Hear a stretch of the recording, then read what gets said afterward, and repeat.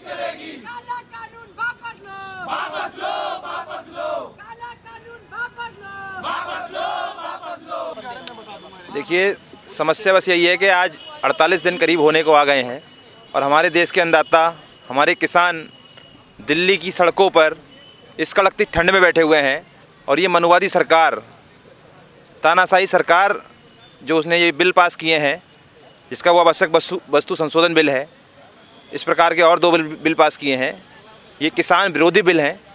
इन विरोधी बिलों को वापस लेने के लिए हम आज धरने पर बैठे हैं। हमारी मांगें बस यही हैं कि किसान विरोधी जो भी तीनों बिल हैं ये वापस लिए जाएं, निरस्त किए रद्द किए जाएं और जो नए बिल बनाए जाएं वो किसानों का समर्थन देखते हुए बनाए जाएं। अगर किसानों को ये बिल पसंद नहीं है तो इनको वापस लिया जाए। ये डीएम साहब को ज्ञापन देंगे। अभी हाल ही में वाल्मीकि आश्रम को कब्जाधारियों ने कब्जा कर रखा अवैध तरीके से और यहाँ के प्रशासन पूरा बिका हुआ है। वाल्मीकि आश्रम प्रेमनगर धर्म कांटे पर स्थित है। वाल्मीकि आश्रम बहुत ही प्राचीन स्थल है, उसको कब्जाधारियों ने जो है कब्जा लिया है भूमाफियाओं ने और उसको बेचने की पूरी साजिश है। और यहाँ का जो प्रशासन है वह पूर्ण रूप से बिक चुका है। हमने सरकार से मांग की थी, लेकिन ये दलित और पूरे बहुजन विरोधी ये जो सरकार है, मनुवादी सरकार, ये नरेंद्र मोदी और योगी, इन्होंने अभी तक कोई एक्शन नहीं लिया है। और हमारी मांग भी है कि आज जो भीम आर्मी और पूरे समाज के लोगों के साथ में जो हमने आह्वान किया है किसानों का, हम उसमें भी मांग करते हैं कि तत्काल प्रभाव से कि इन काले कानूनों को तुरंत वापस लिया जाए और तत्काल किसानों के समर्थन में किसानों को न्याय मिले। और हम मांग करते हैं कि जो आश्रम पे महंत जी को जो लोग धमकियां दे रहे हैं और जो पुलिस वाले धमकियां दे रहे हैं उनको बर्खास्त किया जाए और वहाँ सुरक्षा मुहैया कराई जाए। आगे की बात जिलाध्यक्ष जी रखेंगे।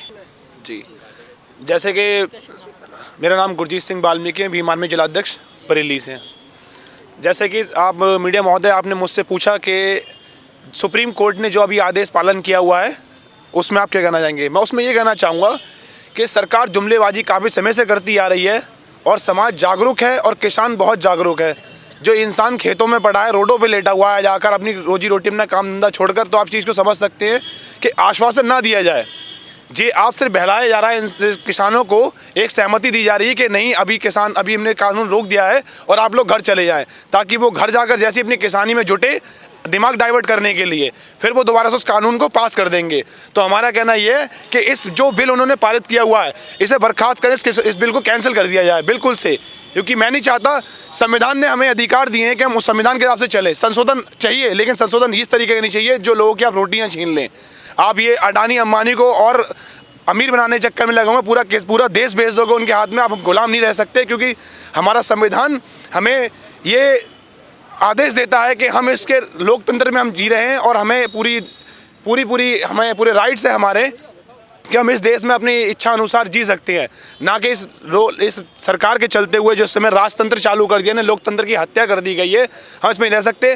दूसरी चीज़, अभी मैं एक चीज़ और आपसे कहना चाहूँगा, जिस तरीके से अभी लॉकडाउन के दौरान हमारे कभी साथी बंधुओं ने कहा और हम लोगों को ज्ञापन भी दे चुके हैं इस चीज़ में कि शराब की भट्टियों की दुकान खोल दी गई हैं और शिक्षा बंद की गई हुई है, शिक्षा के सारे क्लास। तो सरकारी स्कूलें इन्हें खोल दिया जाए जिससे व्यक्ति शिक्षित हो, क्योंकि आज के समय में शराबी इंसान कुछ भी कर सकता है। मोदी जी से मेरा यह कहना है कि साहब, अगर आप स्कूल नहीं खोलेंगे तो नशे में इंसान आधे पौए में पूरी ज़मीन खरीद देता, तो हो सकता है कोई प्रधानमंत्री को ना खरीद डाले।